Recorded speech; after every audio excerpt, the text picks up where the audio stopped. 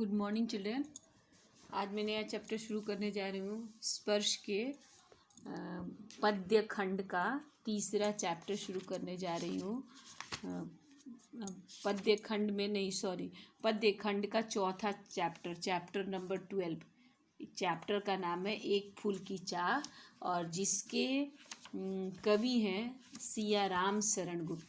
तो एक फूल की चाह हम लोग को जानने से पहले सियाराम शरण गुप्त की बारे में हमें बता देना बहुत ज़रूरी मैं समझती हूँ। सियाराम शरण गुप्त का जन्म झांसी के निकट चिरगांव में सन 1895 में हुआ था।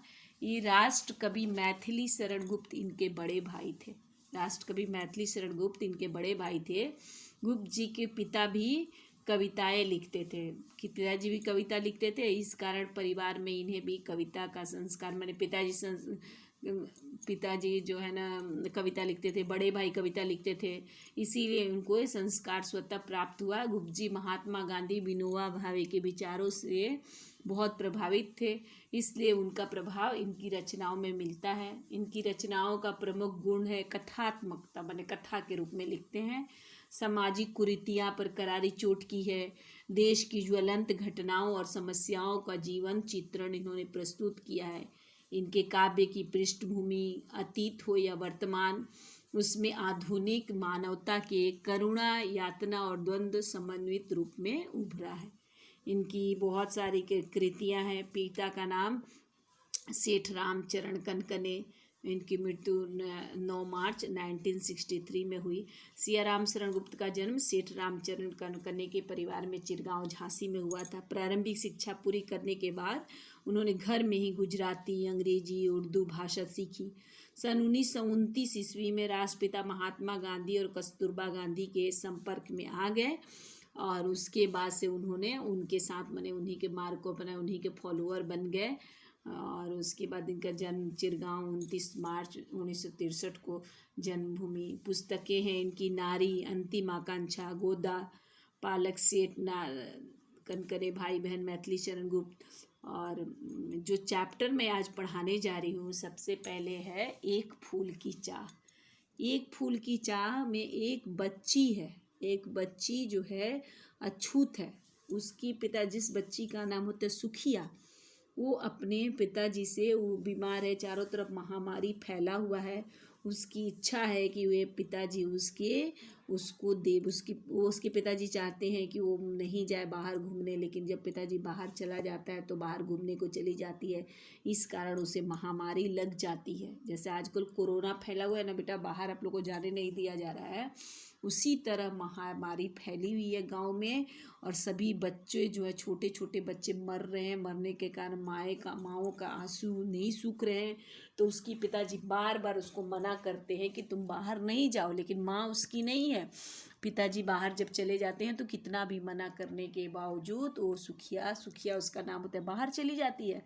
एक दिन पिताजी आता है तो देखता है कि सुखिया का शरीर बीमार से जल रहा है। तो सोचता है कि अब क्या करूं, कैसे करूं, इसका शरीर तो बीमार से जल रहा है। कितना भी कोशिश करता है, सुबह शाम रात जाग के उसका सेवा करता है, लेकिन उसका बुखार कम नहीं जाता है। तो उसको बोलता है कि बेटी अच्छा तुम्हारी इच्छा क्या है। तुम्हारी तो बोलती है कि मुझे देवी के चरणों का फूल ला के दीजिए। वो तो अछूत था, कभी भी देवी के पास गया नहीं, कभी भी भगवान का मंदिर नहीं देखा। फिर भी उसकी इच्छा होती है, बार बार उसके शरीर और शिथिल पड़ते जा रहे हैं, लग रहा है मर जाएगी। तब तक बार बार उसको उकसा के पूछ रहा है कि क्या करूं, तुम्हें क्या दूं। तो वही बार बार बोली कि देवी के चरणों का। तो हाथ धुला के पिताजी देवी के चरणों का फूल लाने के लिए जाता है। मंदिर में कभी भी नहीं गया होता है। मंदिर में जैसे जाता है, मंदिर में लग रहा है कि उत्सव हो रहा है। चारों तरफ माँ का मंदिर था, माता का जयकारा हो रहा है, माता के भजन गाए जा रहे हैं, आरती हो रही है, बहुत अच्छा लग रहा है। उसे कभी पता भी नहीं चल रहा। वो जबरदस्ती मंदिर के अंदर उसके पैर अपने आप चले जाते हैं। जैसे मंदिर के अंदर उसके पैर जाते हैं, वो क्या होता है, पुजारी के पास, मूर्ति के पास पहुंच जाता है। पुजारी को प्रसाद देता है, पुजारी प्रसाद चढ़ा के उसे वापस करता है। लेकिन वो सोचता है कि बेटी के लिए एक फूल ले लूँ। फूल उठाने के लिए जैसे ही एक उठता है, जाता है, फूल उठा के खुशी खुशी अब जाने लगता है कि बेटी को दूंगा, खूब खुश है। तब तक कोई उसे पहचान लेता है। सब बोलते हैं मारो पकड़ो, या छूत आ गया है, ये जरूर वेश बदल के आया है। सब बोलते हैं वेश बदल के आ गया, तो बोल रहा है कि नहीं नहीं मेरी बात सुनो। कोई उसकी बात नहीं सुनते हैं, क्योंकि अच्छा कपड़े पहन के आया। अछूत तो अच्छे कपड़े नहीं पहनते हैं, तो कोई उसकी बात नहीं सुनता है। सब उसको मार मार के गिरा देते हैं। लास्ट में उसको ले जाया जाता है कोर्ट में, न्यायालय में। 1 हफ्ता को उसको सज़ा हो जाती है। 1 हफ्ता सज़ा होती है। 1 हफ्ता सज़ा में कुछ खाने पीने को नहीं दिया जाता है, एकदम कंकाल बन जाता है। और इधर बेटी का तबीयत खराब होते जा रहा है। पिता नहीं आता है, देखते देखते बेटी का तबीयत खराब होता है, बेटी मर जाती है। और उसके बंधु बांधव जो है ना उसको शमशान घाट लेके चले जाते हैं। इधर 1 हफ्ता इसका जब सज़ा पूरा होता है तो घर वापस आने को चाहता है। इतना शरीर कंकाल बन चुका है कि उसको समझ में नहीं आता। वो आगे कोशिश करता है जाने को, लेकिन उसका शरीर आगे नहीं चल रहा। फिर भी जैसे तैसे जाता है।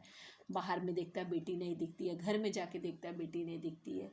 तो सबसे पूछता है तो पता चलता है उसके बंधु बांधव उसको श्मशान घाट लेके गए। फिर वो श्मशान घाट जाता है तो वहाँ देखता है कि बेटी की चिता जल चुकी है।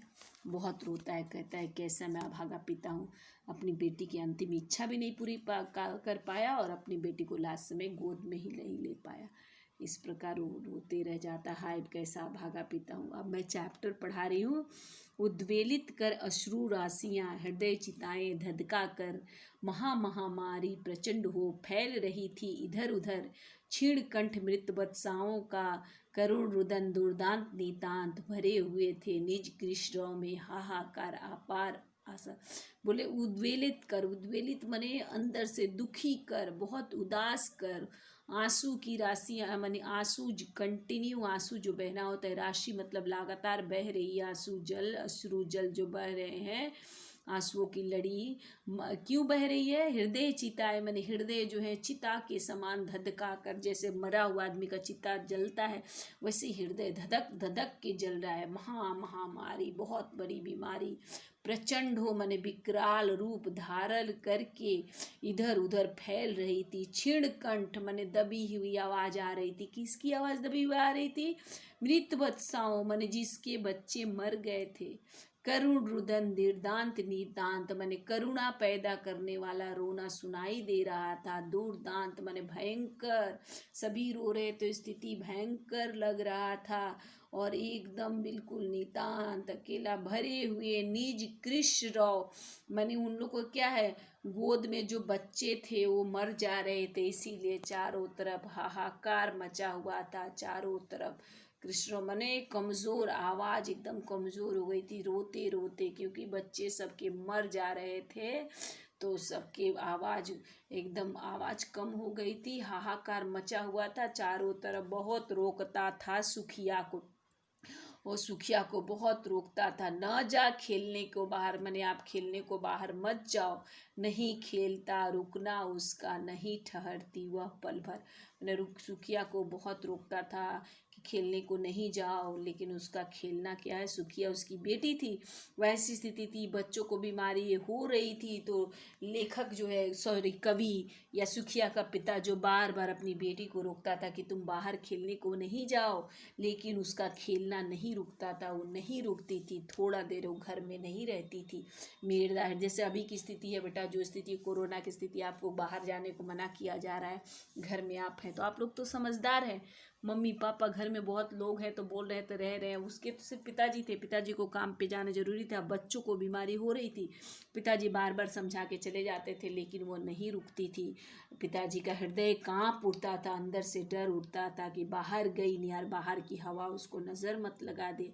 और हमेशा भगवान से यही मन आता था कि इस बार उसे बचा लूँ किसी बार। तो उद्वेलित कर मन तकलीफ देकर भाव विह्वल कर आंसुओं की लड़ी, हृदय चिताए मने हृदय चिता के समान जल जल रही थी। मने चिता के समान अंदर से तकलीफ हो रहा था मन में। क्यों? महामारी बहुत बड़ी बीमारी जो है ना प्रचंड होकर, उग्र तेज होकर चारों तरफ जो है ना फैल रही थी। क्षीण कंठ मने जिसके बच्चे मर गए थे उसके कंठ एकदम कम हो गए थे, उसकी आवाज़ बहुत पतली आ रही थी, बहुत कम आ रही थी, रोते रोते आवाज़ नहीं निकल रहा। करुण रुदन माने चारों तरफ करुणा पैदा करने वाले रोना हो रहा था, भयंकर रोना था। बिल्कुल भयंकर चारों तरफ भरे हुए निज कृष्णराव मने सबके कमजोर आवाज़ सुनाई दे रहे थे, क्योंकि उनके खुद के बच्चे मरे जा रहे थे। चारों तरफ हाहाकार मचा हुआ था, अपार अशांति का वातावरण था। उसी में सुखिया का पिताजी उसे बहुत रोकता था, बोलता था खेलने को बाहर नहीं जाओ, लेकिन सुखिया क्या थी, वो ठहरती नहीं थी, पल भर रुकती नहीं थी, बाहर चली जाती थी। और पिताजी का हृदय कांप उठता था कि बाहर की हवा उसे नज़र नहीं लगाई। यही मानते थे कि बचा ले, मैंने ये सोच रहे थे किसी भांति इस बार मैं उसे बचा लूँ। इस पंक्तियों में कवि कहते हैं कि चारों तरफ महामारी, बहुत बड़ी बीमारी फैली हुई थी और पीड़ित लोगों के आंखों में जो फैल आंसुओं की झड़ी उमड़ आई थी। उनके हृदय में चिताओं की भांति, उनके हृदय कैसे चिता की भांति धधक रहे थे, धधक उठ। कई बच्चों की मृत्यु हो गई थी और जो मृत बच्चे थे उनकी माताओं के कंठ से आवाज, करुण दया वाला आवाज निकल रहा था। हृदय को दहला देने वाला दृश्य था। सब और हाहाकार मचा हुआ था। ऐसे में सुखिया के पिता का दिल कांप उठता था। उसने अपनी बेटी सुखिया को बाहर खेलने से बहुत मना किया, पर उनकी बेटी क्या थी, उनका कहना नहीं मानती थी। वह पल भर के लिए भी नहीं रुकती थी। उसकी चंचलता देखकर इतनी चंचल थी कि पिताजी भयभीत हो जाते थे, डर जाते थे और सोचते थे किसी तरह अपनी बेटी, माने बेटी तो बाहर जाने से मान नहीं रही है, इसीलिए वो सोचते थे कि कैसे भी अपनी बेटी को इस बार वो बचा ले, इस बार महामारी से किसी तरह अपनी बेटी को बचा ले। ठीक है बेटा, इस पंक्तियों में थर्ड लाइन में है, कई बच्चों की मृत्यु हो गई थी, मृत बच्चों की माताओं के कंठ से करुण रुदन निकल रहा था, दय विदारक दृश्य था, सब और हाहाकार मचा हुआ था। ऐसे में सुखिया के पिता का दिल कांप उठा। बेटी सुखिया को बाहर जाकर खेलने के लिए बहुत मना किया था। ठीक है, उसकी बेटी ने नहीं माना और घर नहीं, उसकी चंचलता देखकर पिता वो किसी तरह अपनी बेटी को महामारी के चपेट से बचाना चाहता था। इस प्रकार बेटा आज मैं 2 स्टैंजा पढ़ाई, उसके बाद मैं पढ़ाऊँगी। ओके, धन्यवाद बेटा। आप लोग इस चैप्टर को थोड़ा पढ़िएगा, थोड़ा देखिएगा, नहीं समझ में आए तो पूछिएगा। घर में रहिए, खुश रहिए, सुरक्षित रहिए, थोड़ा बहुत पढ़ाई कीजिए। जिसने असाइनमेंट मुझे सबमिट नहीं किया प्लीज़ सबमिट कीजिए।